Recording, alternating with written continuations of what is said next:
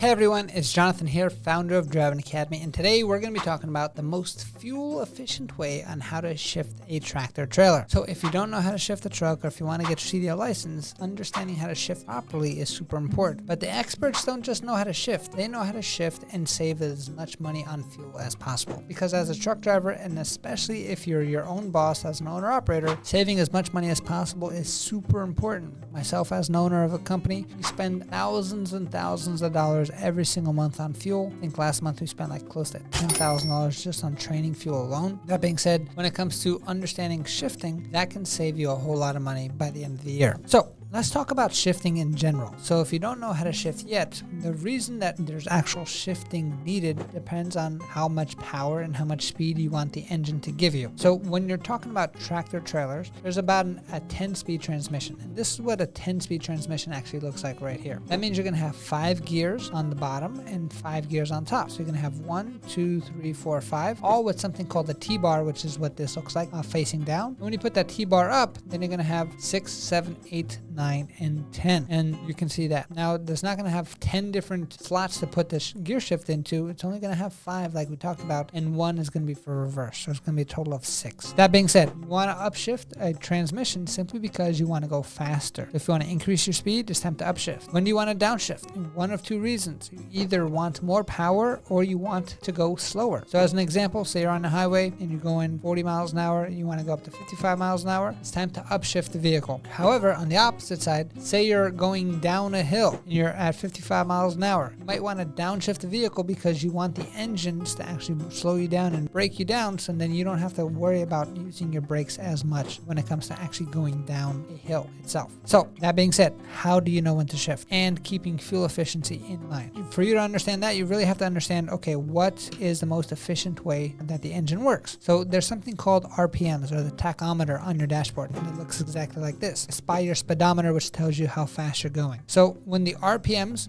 rev up, the higher that number gets, that means the more revolutions or the more time that your engine is actually spinning, which means the faster your engine is going, the more fuel you're actually going to be spending on fuel. That being said, if you keep your RPMs down, and then it's going to make sure that your fuel costs stay down as well. But you can't just keep your RPMs down to nothing, or else you're not going to move anywhere. That being said, we want to understand how do we move efficiently and also save money at the same time. So when it comes to how do you know when to shift, there's 2 RPMs that you really have to memorize, which is going to be 1600 RPMs and 1200 RPMs. So when you're giving the gas, the RPMs are going to go up. So say as an example, you're in 4th gear right now. You're giving the gas, RPMs are going up. Now you want to increase your speed. It's time to upshift to 5th gear. So what do you have to do? Bring the RPMs up to 1600 RPMs that you see right over here in the diagram. Once you're there, it's time to start the shifting, which means come off the gas, press on the clutch, put the gear into neutral. Now, going to give the clutch again real fast, and then you're going to put the gear into the next gear, which is going to be 5th gear at 1200 RPMs. So at 1600 RPMs, you're then going into neutral. By when the time the RPMs hit 1200, you have to go back into your next gear. So if you're hitting 1600 RPMs and you're making that shift, that means you are now being as efficient as possible when it comes to fuel. If you start revving this engine to 1800 RPMs, 2000 RPMs, 2100 RPMs, now all of a sudden what's happening is you're spending a lot more money and a lot more energy on the fuel itself. You're just revving the engine, you're stressing everything out because I know you're nervous. Now this is something that students do all the time. And when I was training the students myself, it used to kind of pain me a little bit because I'm like, oh my God, you're stressing out the engine, you're spending all this money on fuel, and you're actually adding more stress to the actual transmission itself. So understanding, we get the students ready to shift properly on our simulators first, which just looks exactly like this,